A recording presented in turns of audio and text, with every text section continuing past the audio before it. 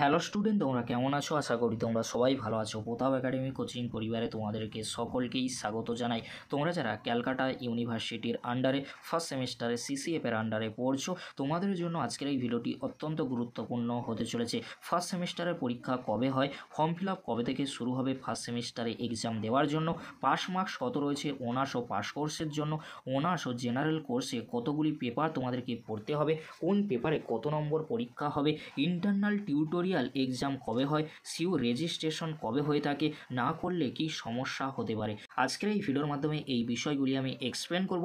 তাই তোমাদেরকে বলো, চ্যানেলে নতুন হয়ে থাকলে চ্যানেলটি সাবস্ক্রাইব করে পাশে থাকা বেল আইকনে প্রেস করে অল নোটিফিকেশন অন করে দেবে। যখনই আমি নতুন কোনো ভিডিও আপলোড করব সবার আগে তোমাদের কাছে পৌঁছে যাবে। চলো বেশি দেরি করব না, শুরু করে যাক। প্রথমেই আসি, ফার্স্ট সেমিস্টারের পরীক্ষা কবে হয় আর ফর্ম ফিল আপ কবে থেকে শুরু হবে। তোমাদেরকে বলে রাখি, তোমরা যারা ফার্স্ট সেমিস্টারে পড়ছো ক্যালকাটা ইউনিভার্সিটির আন্ডারে, তোমাদের examination form fill up December মাসের দিকে হওয়ার সম্ভাবনা প্রবল রয়েছে।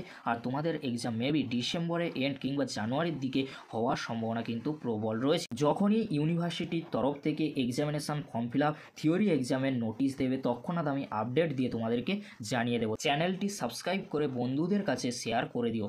এবার আসি, পাস মার্কস কত।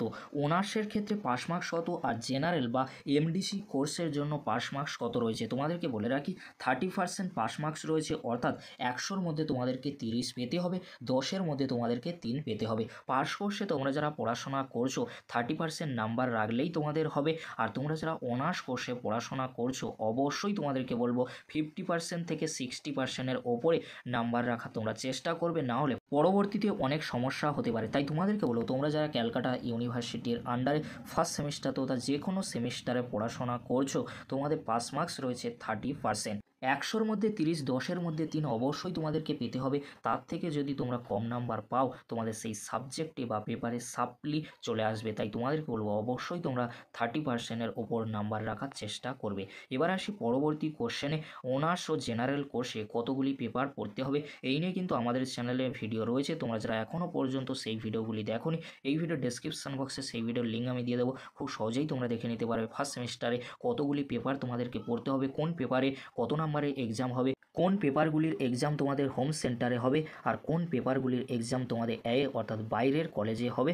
অবশ্যই তোমরা সেই ভিডিওটি দেখে নিও। এই ভিডিওর ডেসক্রিপশন বক্সে সেই ভিডিওর লিঙ্ক আমি দিয়ে দেবো, খুব সহজেই তোমরা দেখে নিতে পারবে। এবার আসি পরবর্তী কোশ্চেনে, ইন্টারনাল এক্সাম টিউটোরিয়াল বা প্রজেক্ট কবে জমা নেওয়া হবে। তোমরা যারা ক্যালকাটা ইউনিভার্সিটির আন্ডারে ফার্স্ট সেমিস্টারে সিসিএফের আন্ডারে পড়ছো, তোমাদের ইন্টারনাল এক্সাম টিউটোরিয়াল বা প্রজেক্ট জমা নেওয়া হবে নভেম্বর বা ডিসেম্বরের দিকে। যখনই ইউনিভার্সিটির তরফ থেকে নোটিশ দেওয়া হবে তৎক্ষণাৎ আমি তোমাদেরকে আপডেট দিয়ে দেবো।